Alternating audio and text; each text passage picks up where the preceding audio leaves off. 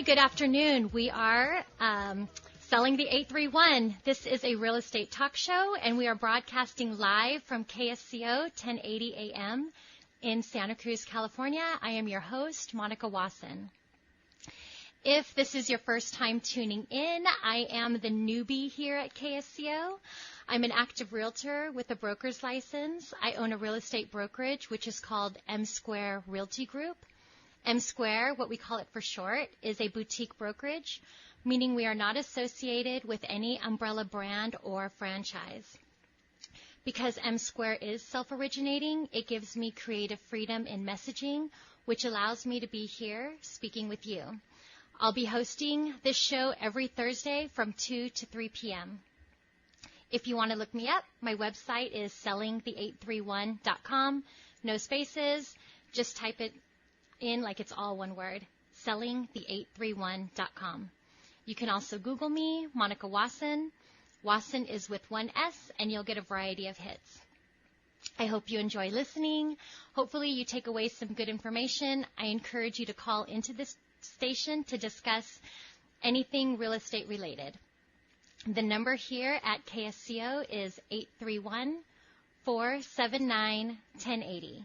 That's 831-479-1080.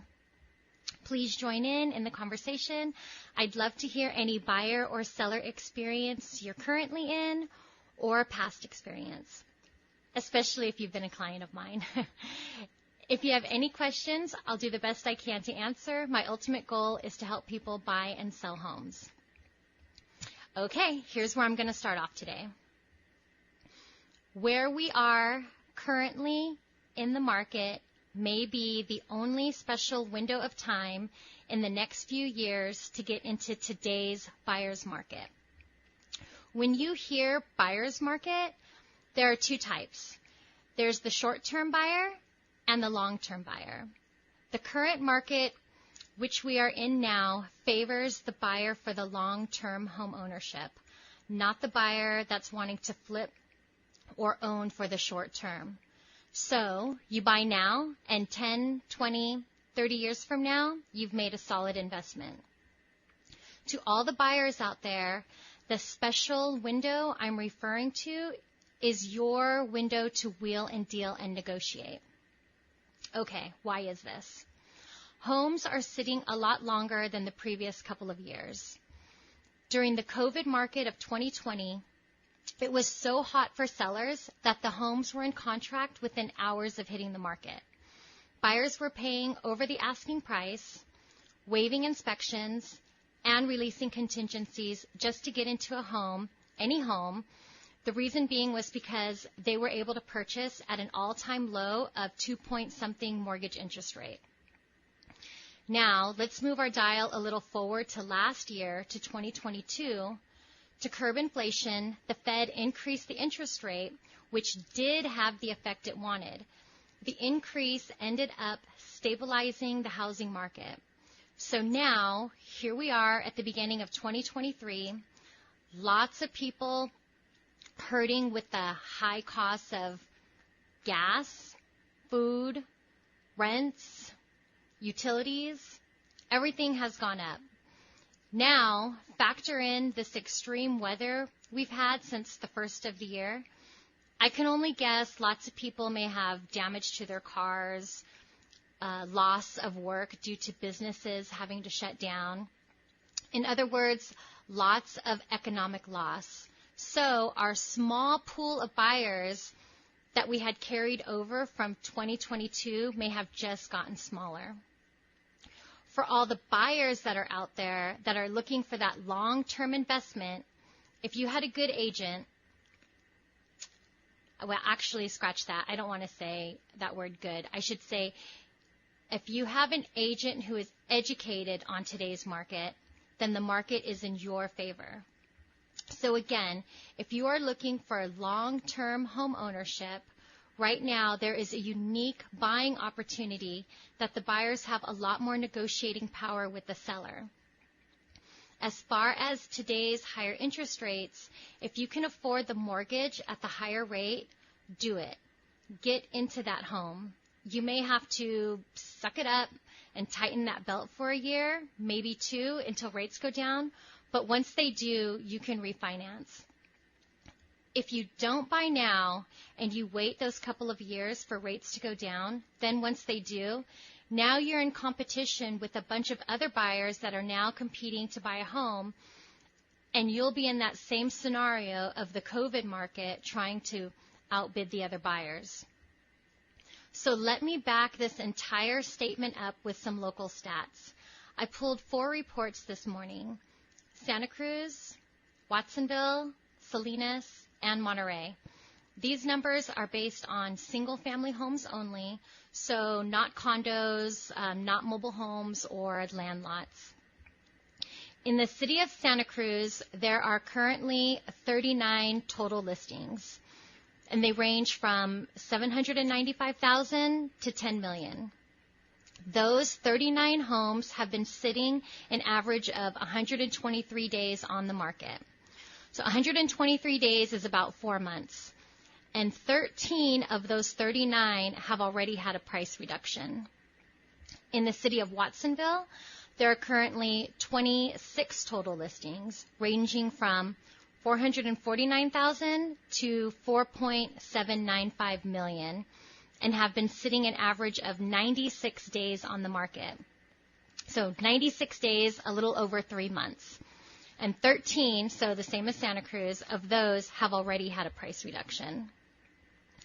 In the city of Salinas, Salinas has a total of 80 listings, ranging, so it's a broader range here, ranging from $400,000 to $3.995 million. Those homes have an average of 89 days on the market, so just shy of 3 months. And 39 of those 80 listings have already had a price reduction. Lastly, Monterey. There are currently only 16 listings. Those range from $825,000 to $5.5 million, and the average of those have been sitting is 190 days on the market. So those homes have been sitting about 6.5 months, and only 4 have reduced their price. So, yeah, the numbers pretty much say it all. The longer those homes sit, the more negotiating power that buyer has. If you're wanting to call us here live at the station, the number to call is 831-479-1080. We're waiting. So I wanted to have a recap from last week. A listener called, and she was asking if I heard of a new tax or fee for anyone in California with a private well. Apparently, she heard there was a $300 annual tax. And later that evening, that caller sent me a text that she had received incorrect information. So during the show, I had told her that I hadn't heard of it, but that I would look it up and I would come back to this next week. So that was Nancy. I hope you're still listening. And I did look on the ca.gov website, and I could not find any new law that stated a $300 tax or fee for private well owners. But, you know, my little disclosure, just remember I'm not a CPA or an accountant. And I'm not saying I know everything, but I said I would research it and follow up. So if anyone out there knows otherwise, then please call in and let us know. And also last week was our pilot episode, and I think it went pretty well. We had some great calls. It was a great show, and the hour flew by. And at the end, Bill here at the station was trying to cue me to wrap it up, and I guess I just couldn't get the hint. So he started playing the music louder and louder, and I finally got it. So I'll do better on my timing this time. I even have like my little alarm set for the end. But towards the end of my show, I started telling a story that may help some sellers out there. So I know I just gave the news of the buyers side of the market right now, like to negotiate, but I mean, there might be some tricks out there for the sellers. So, since I ran out of time and I didn't finish, I figured that I would carry that over into right now. So a quick recap on that story. The sellers were wanting to sell at a price that was well above what it had just appraised for about 6 months prior. And I wanted to make sure they got the price that they wanted. So my strategy was to make this house have a lot of interest and to let all potential buyers see there was a lot of interest. So to create this buzz for my sellers, I put the word out. I got a great photographer. I put it in, I put it in a magazine. I was calling agents. I just really put it out there, and I put it on the market early in the week. So I can't recall. It was probably like a Monday or a Tuesday. So when I did that, it circulated all over all the other real estate websites that you probably know, Zillow, Realtor. However, we did not let anyone see the property in person. No one could see it, not even anyone from my brokerage, not until the open house, which was that Saturday. My phone had so many agents calling. People were calling me. They were begging to see the property. Like I said, my brokerage, none of the agents even showed it. The open house, Saturday. So, it had circulated like a good 4 to 5 days. And the open house itself was only 2 hours long. And from our brokerage, we had 2 agents working the open house, and we had an assistant just allowing a certain amount of people in at a time. And I kid you not, we had a line of, 15 to 20 people at a time waiting to get in. Not all of those were buyers. Some were neighbors or other agents representing buyers. But the buyers that were there, they didn't know that. They just saw other interested parties. So, they're looking around and they're seeing all these people. Well, it worked. By Monday, we had multiple offers. And in the end, we exceeded our mark. The sellers received well above the price they had in mind. Now, this wasn't the first time I tried this strategy, and every time it's worked. So, sellers, if you're thinking of putting your house on the market, interview realtors. Ask them if they ever had a home that they needed to sell, that they had to be strategical. That's always something good. Oh, I think we're going to go to a commercial break. I'll be right back. You say you can't get it up. Oh, it goes up and you can't get it down. It only goes halfway up. Okay, we are talking about your garage door, right? Well, you called the right place. I'm Eric. Me and my crew at Lighthouse Door Company, we specialize in garage door repair and all types of garage door and opener installations. We've proudly served the Monterey and the Santa Cruz area since 2005. From basic metal garage doors to custom wood garage doors, we do it all, and we do it at a fair price. And if you mention KSCO, we'll even give you a 10% discount. You can call or text 831-655-1419. We look forward to working with you. Give me a ticket for an aeroplane. Ain't got time to take a fast train. If you're just tuning in, the show is called Selling the 831. It will be broadcasted live every Thursday from 2 to 3 p.m. with me as your host, Monica Wason, your realtor. This is a general information talk show meant for entertainment.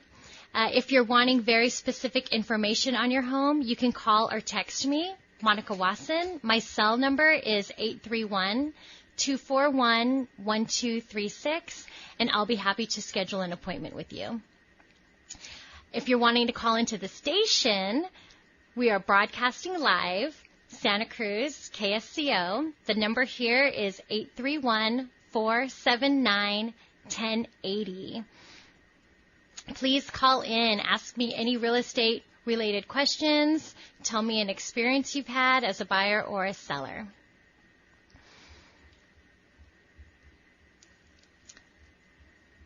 If you're thinking of selling and you want to know what your home is worth, I'm going to tell you the process and how realtors decide what we're going to list it at.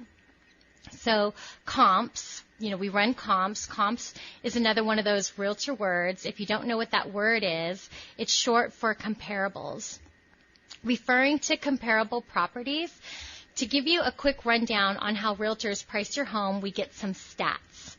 So stats on your home, such as square footage of the home, square footage of the lot, how many bedrooms, how many bathrooms, are there any unique features, such as, is there a fireplace? Is your home considered a green home or energy efficient? Are there any skylights? So on and so forth. We take all this information and run a search to find any comparable properties in your neighborhood that sold recently. We look at each of those comparable properties and compare those to your property. So for this exercise, we'll call your property the subject property on our report. Just to give you a quick example, let's say we see a house that recently sold in your neighborhood. It's the exact same square footage as yours, the exact same number of bedrooms and bathrooms, the exact same lot size, and this home just sold for $800,000. We also found that your home, our subject property, differed because your home is landscaped with this nice grassy front and backyard, and the comp home was this muddy mess. Well, now we can safely price your home slightly above that $800,000 because yours has the upgrade of a landscaped yard. If it were the other way around and the comp home had the nicely landscaped front and backyard and our subject property was the muddy mess, well, then we'd price our subject property, your property, below the $800 or $800,000 comp sale. That's one piece. But the second piece is, what is the current state of the real estate market? Is it a buyer's market or a seller's market? Based on those two things as a whole, a realtor will tell you what they think they can sell your home for. This price becomes the list price, which is the price your home is listed on the market for. Oh, it looks like I have a call, so let me take this. 1 second here. Hi, I have Dan in Cupertino. How are you, Dan? Hi, Monica. Good. How are you? I'm good. How can I? Say, well, I don't know if you remember me or not, but you did sell my home beginning of the year. Yes, I do remember you. How are you? I'm good. And I'm calling here to let you know that we really appreciate what you did for us. Your strategy worked really well for us.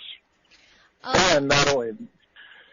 Go ahead. Oh, I was going to say, I'm glad. Well, I remember, yeah, and we ended up getting more than what you were asking, right? Yeah, quite a bit more. I was surprised. I was very surprised. And not only that, but I called to get my second chance here at Fame, you know. So your second chance? Well, the first time around when I was broadcasted, all I could say to them people was, I didn't do it and I'm innocent, you know. But I figured this time it'd be a lot more friendlier. Oh, that's great. So if I recall, you still live in that same neighborhood. You were just moving into another property that you had. You were selling one and you were going to move into another in the same neighborhood, right? Yeah, pretty much about 4 or 5 blocks away. And I had before I sold it, or before I even listed it, I had borrowed some money off of that house because I wanted to remodel the house I would be moving into. And so anyways, yeah, so I was really able to use that extra money after the house was sold. I was able to finish my remodel. So, and so you finished it? Oh yeah, I moved in now. I'm lock, stock, and barrel. I love these calls. Just for everyone out there listening, I did put it out there to all my past clients that I would be doing this show, and that I would appreciate if they called in. So Dan, you got the message, and thank you. Thanks for calling in. I'm glad that I represented you, and that you were happy enough to call in the show and give me the shout out. Okay, great. One more thing I wanted to mention. One thing I remember that really sticks out of my mind is before you had the open house, I was there just touching up a few things, and you had told me that if I was getting curious about what was going on and all that, I could go ahead and stand at the end of the block. And that's right. That's yeah. right. Well, and you know what? I always think it's a bad idea for sellers to attend the open house, even if it looks, even if it would make it look like, oh, there's more people. Like, yeah, sellers, because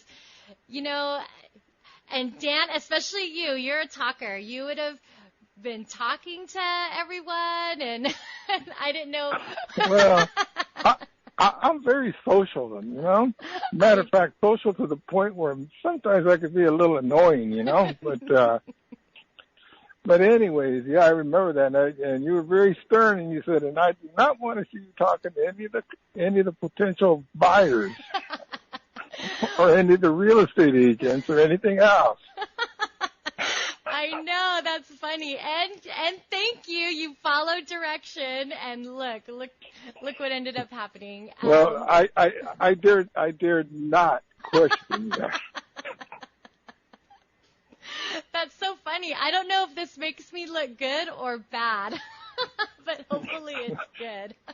Well, there's no way I would, I wasn't going to go against anything you said because I don't know what, you're the real estate person and I'm not, so I just had to go with what you said and it worked out great. Thank you. Okay, Dan, thank you. Thank you so much for calling in. I really appreciate it. Okay, bye-bye. Okay, bye. Oh, yes, that was great. Yeah, so in Dan's situation, so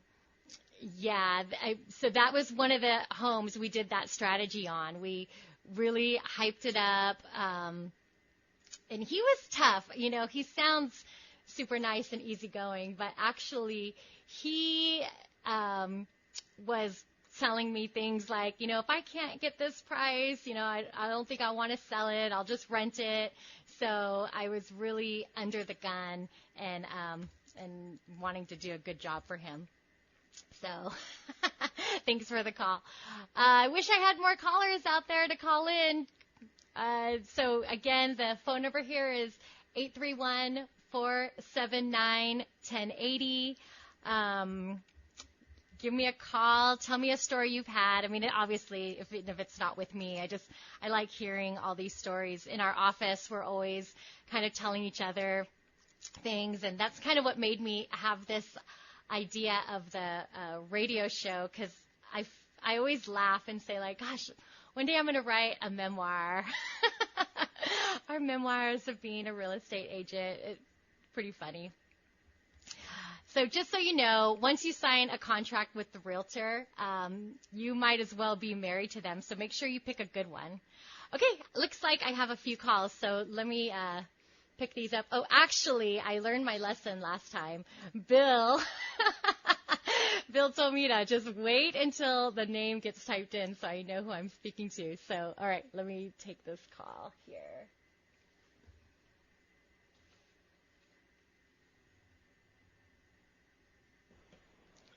I have Michelle from Salinas. Hi, Michelle. Hi, Monica. How are you? I'm very good. How can I help you? I just want to have let you know that if you have any words of encouragement for a realtor who's going to take their state exam coming up. Oh, I do. Oh, yes. So Michelle, have you already taken the courses? Yes, I've taken the courses and I've taken several simulated exams online. And how are you doing on those? What's usually they say like, a percentage, like 80%, 90%. Where are you at? Yes. I'm at 79%. 79%. And when is your test date already scheduled? Yes, it's already scheduled for next week. Are you feeling confident? I'm feeling very confident. Good. So as far as the exam goes, the biggest thing to know is vocabulary. Every question is a good few sentences. I almost want to say a paragraph long. You have to dissect the question. So don't be in a hurry. Just kind of like dissect the question. Actually know what it's asking because it does try to trick you. It does try to, you think it means one thing, and then it's multiple choice. So there's 4 possibles, and usually 2 it's usually between one or another. 2 are super close. So just make sure you know what it's asking, and all the questions are going to use all the vocabulary. So that's why you need to know what it means, what it's actually asking you. I would just relax, make sure you feel like you know the subject material. If there's something that you don't know in the when you're doing your practice, just like YouTube it or look it up, get a good explanation of it so then you understand. Yeah. But good luck, Michelle. Thank you, Monica. I want you to call in. So you said it's next week on what day? Tuesday. Okay. Yes. I want you to call in next week on Thursday because we're all going to be wondering, how did you do? Okay. Absolutely, I will do so. Okay. Thank you, Monica. All right, Michelle. Good luck. Thanks for listening. Okay, bye-bye. Bye.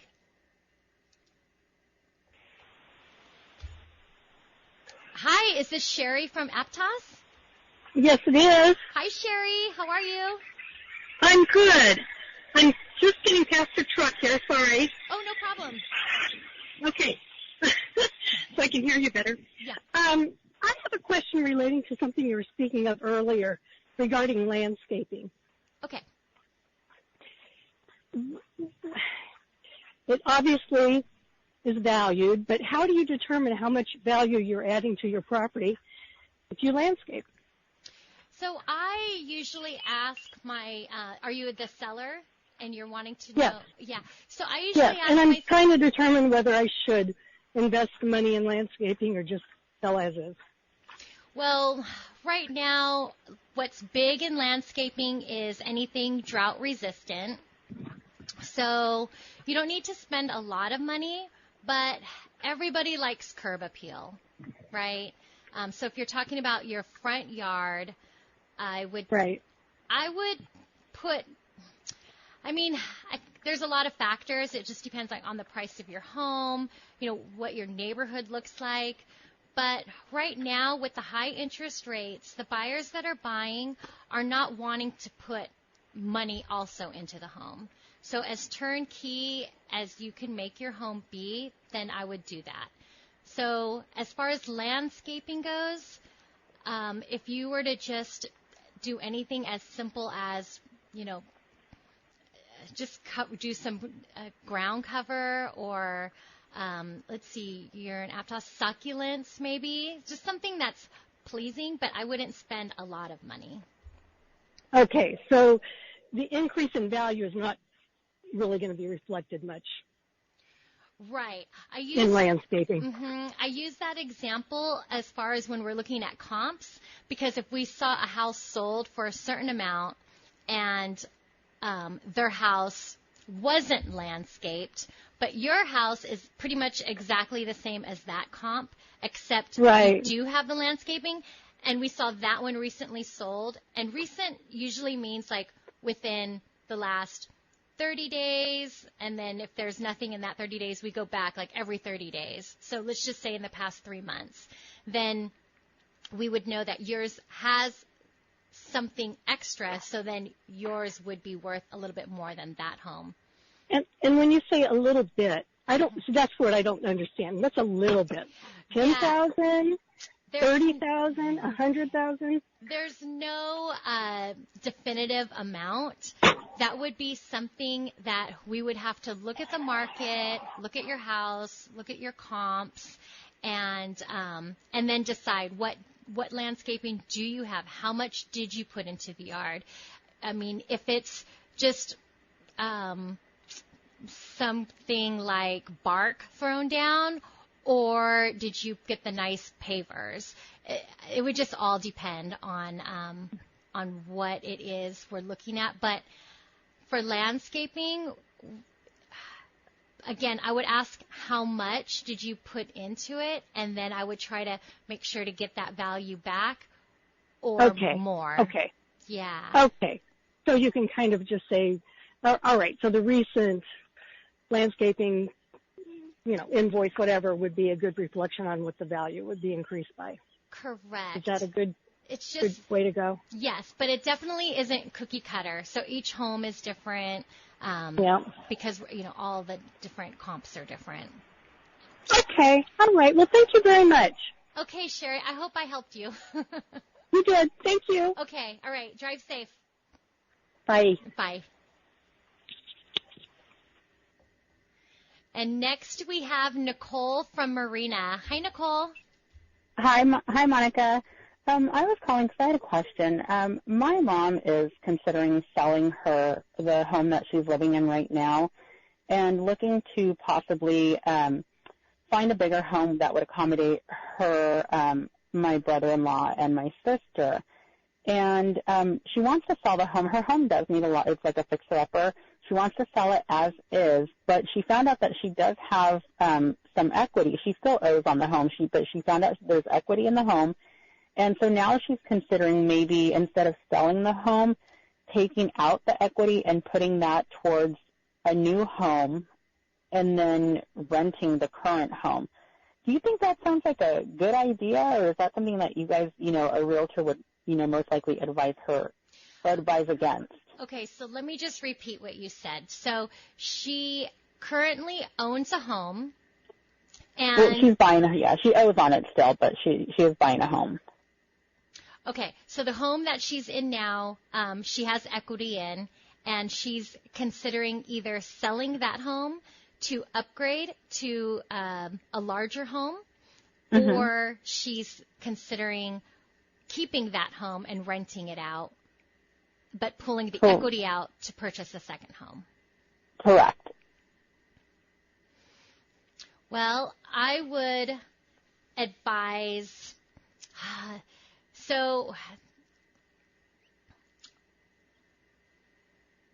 I would think that she should, it would just depend on all her finances, really.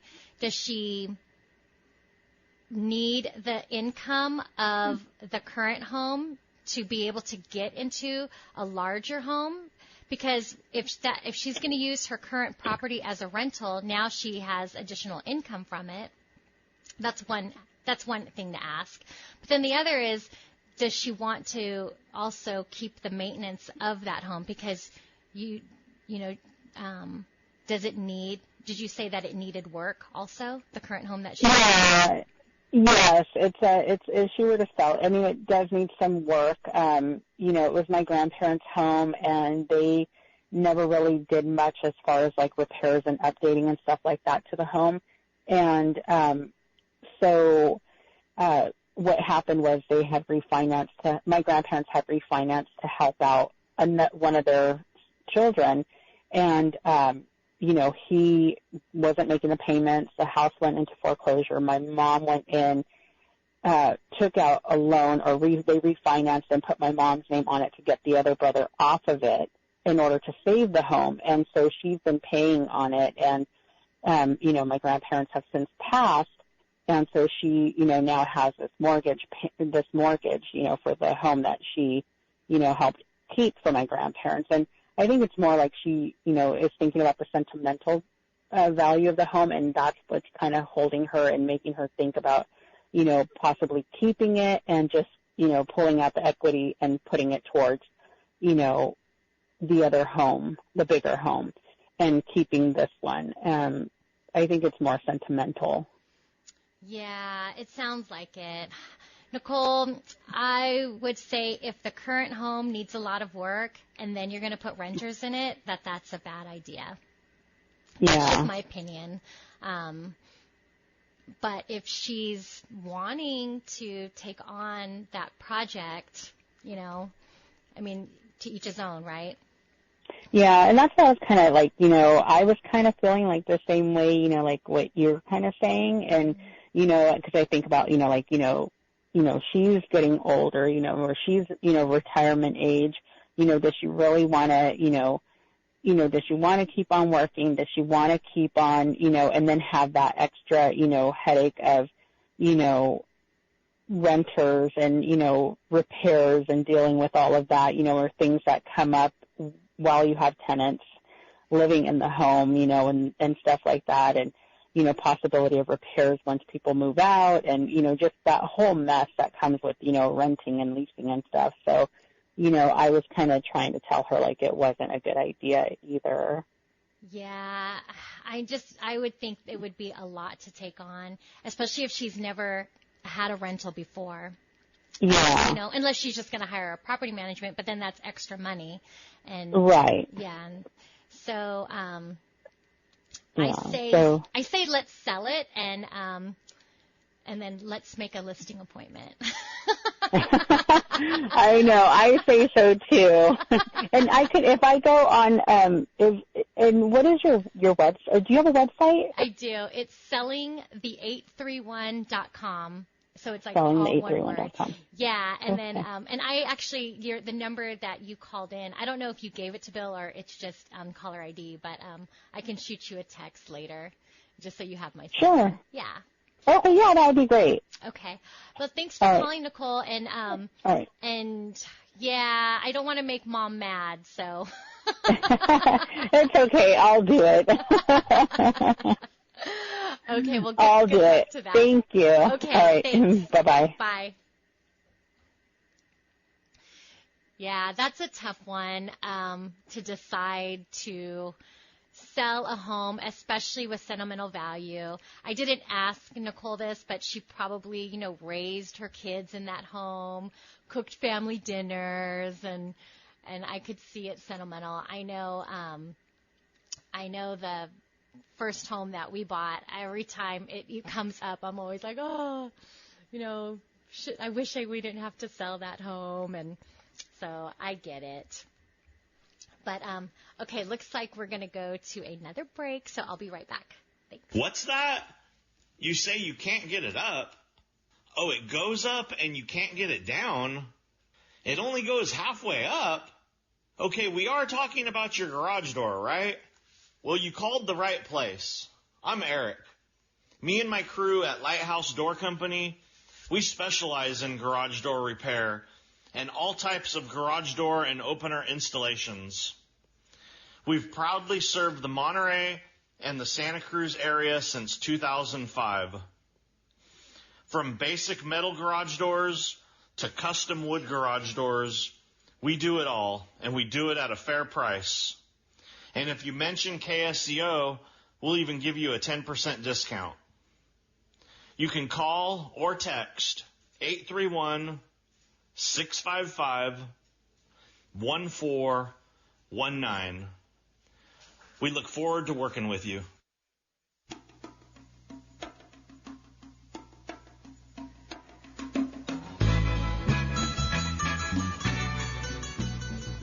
Hi, we're back with Selling the 831. The number to call me here at the station is 831-479-8255. 1080. I am your host, Monica Wason. I kind of would like to know from our listeners, when you're looking at homes, do you have any deal breakers? Like, what are you looking for when you're out during your home search? And then the last caller, it just made me think of a story that I had. So a while ago, I had this listing, and a new listing is always exciting to us realtors, like no matter what the condition the house is in. And this home was a rental for many decades, and it was never upgraded. I want to say the home was like built in the 50s or the 60s. And I don't think it was ever worked on. Well, I had an open house, and I met this young couple. They were first-time home buyers, and they loved the home. And the husband, he was handy, and he had all these DIY plans. And he was telling his wife that he would work on it. He would make them a great home. They submitted an offer, and yay, it was accepted. It was accepted by the sellers. And at this point, I was what's called a dual agent. So I was representing the sellers and the buyers. And a few weeks pass, so we're about midway into escrow, and I'm driving by the house, and I see trucks in the driveway that, where nobody was scheduled to be there, but they look like worker trucks. And the front door on the house was wide open. So I walk in, and I hear all kinds of banging in the bathroom, and I can hear voices. And as I walk closer, I see the bathroom is like all torn apart. The bathtub was completely taken out, and what was left was this huge hole in the floor, and I could see like the dirt where the tub was. I could look down, and I could see like the hole, and then there was like a few feet of air, and then dirt. So let's just tell you that we're still in the inspection period of escrow at this point, and the buyers hadn't yet decided if they wanted the sellers, if they wanted to ask the sellers to fix anything. So they knew, we were kind of talking about asking the sellers for a credit, but, we're at this point where, we're still like thinking of, what are we going to ask for? And, but the point I'm trying to make is the buyers, they did not authorize a change from when they initially submitted the offer. So there's a whole process of, and there's this whole process where when you're in escrow and maybe you're going to ask to fix something, you have to ask and the sellers have to agree.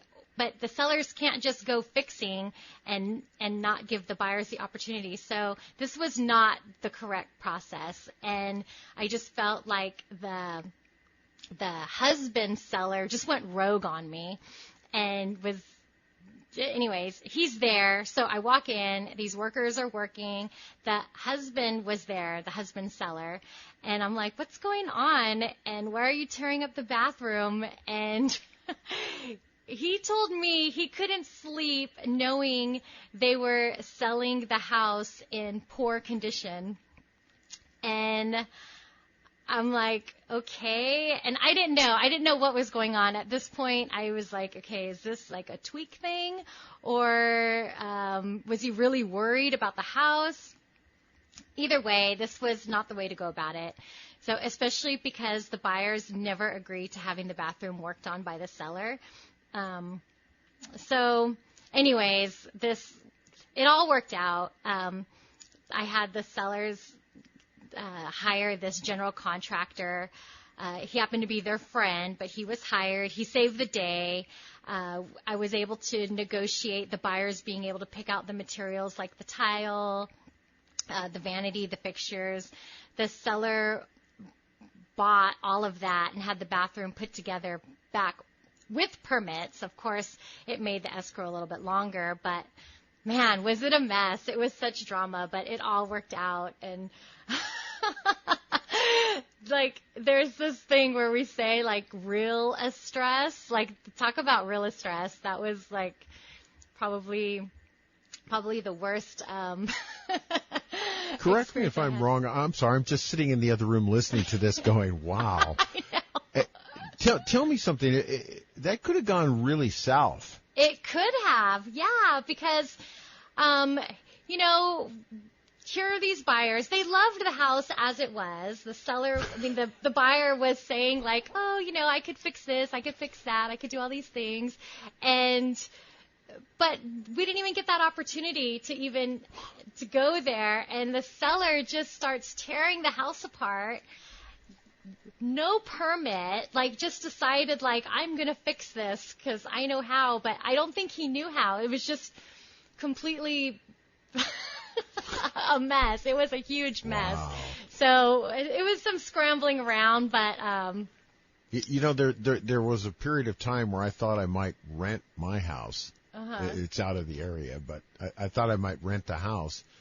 And then I thought about, what renters sometimes can do to a house, and I'm thinking, I don't want to do that. You've now convinced me that I'll just leave the house the way. You just never know Wow. what goes in people's minds. Yeah. So the seller was husband and wife, and the wife had no idea. That's the other thing. So I call her, like, while I'm there, like, did you know that this is going? And she was just livid. It was like, what? When you're a realtor, and I'm representing both. So it's like, it's this very fine line you have to walk when you're the realtor representing the buyer and the seller. So all I could see was just, this is falling through. You could look at it this way. You have a whole lot of experience now to tell people about. Yeah, that's one positive spin. Well, we're selling the house. Please don't tear up the bathroom. I know. I love the story. I love your original story, though. That was my favorite one so far in your two programs of the telling the guy who's selling the house, okay, you got to stand 3 blocks away. Don't come any closer. Don't say anything. You're persona non grata. Hey, whatever I could do to get the job done, Well, you know what, though, when you think about selling real estate or buying real estate for that matter, you want a realtor who cares enough to ban you from showing up at the sale. I mean, because you could conceivably ruin the sale if you say the wrong thing. It would just depend on the seller. Like, if the seller was like a quiet little, like I already knew he was just go in and just observe, then okay, but not this guy. See, if I hired you to sell my house, you would have to tell me to don't, 3 blocks away, buddy, no closer. Yeah. I'm one of those talker guys who might give it away. Oh man, well, it's funny. It's funny. It's funny, like some of the deals. I mean, I don't have any bad stories. I don't want to, like, the one I just told. Well, that's about as bad as it gets if it goes south. Right. And luckily, it just worked out. I always say, it's funny because I know who's probably going to be listening. I always say, like, hashtag Monica's World, everything works out. I don't know how it happens. It just does. I'm starting to tell my agents that too. Like Christina that was in here the other day, she's been having a few setbacks with the weather. I would imagine. The Moss Landing job. Yeah, so it was supposed to go on the market this week, and now they just pushed it to next week because they wanted to get some things painted, and the rain just and when you paint something and it's raining or damp, it takes a long time for paint to dry. I know. Even if you have those special heater things. No. Yeah. And all the painting that we need to do on that one is outdoor. So, but now that I'm talking about it, she wasn't able to be here this week, so I did want to update everybody. Yes. So I don't think we said the address last week. The address is 8504 Laguna Place. It's in Moss Landing. It's where that cafe, that Moss Landing cafe is, that neighborhood behind it. It's the last street. So it's actually a really special location because behind it is nothing. It's just the dunes, the Moss Landing dunes, the old Salinas River, and next to the property, so on the left side there is a home, so you'll have a neighbor, but the right side, it's just this beautiful empty lot. So it couldn't get any better. It's like the best lot in Moss Landing, in my opinion, because the street, that when you're driving up the street, you are driving up. So it's even it sits the highest on the street. So no flooding. No. It's a 2-bedroom, 2-bath, but it also has a bonus room. It will go on the market next week. 1,386 square feet, but the lot is huge. The lot is 7,492 square feet. There is ton of deck. So we measured, and it's approximately 900 square feet of deck. Wow. I know. That's a big deck. It's a big deck. Like I said, it has amazing views. It's mostly renovated, so it has lots of upgrades. Before I came to the station, I drove there, and they had just put the kitchen in, and the stagers were already there. So Friday next week from 4 to 6, Christina is going to have a Twilight open house. So I'll be there if you want to come swing by, say hi, or if you're interested in the lot, then that'll be, it's going to be a really good listing. And I don't know if any of you know, but homes just do not come up in Moss Landing. I think the last house that came up was about a year ago. So my time is almost up. I want to thank you guys for listening. Like I had mentioned, I'll be broadcasting live every Thursday from 2 to 3. And FYI, I'm also for hire. If you'd like me to represent you in your real estate transaction, then definitely feel free to contact me. My cell is 831-241-1236. All listing appointments are free. Thank you for listening. Next week, I do have a special guest from PG&E. We're going to dedicate the entire hour on storm-related safety issues. Cool. So, for instance, what do you do if a tree that, just fell down that's on your property? Monica, we're out of time. Oh, okay. KSCO Santa Cruz.